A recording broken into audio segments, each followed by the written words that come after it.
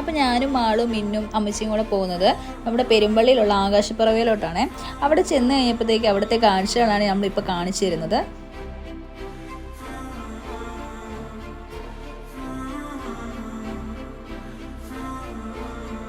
ഏകദേശം ഒരു 50 അന്തേവാസികൾ ഉണ്ടാവും അവിടെ താമസിക്കുന്നവരായിട്ട്.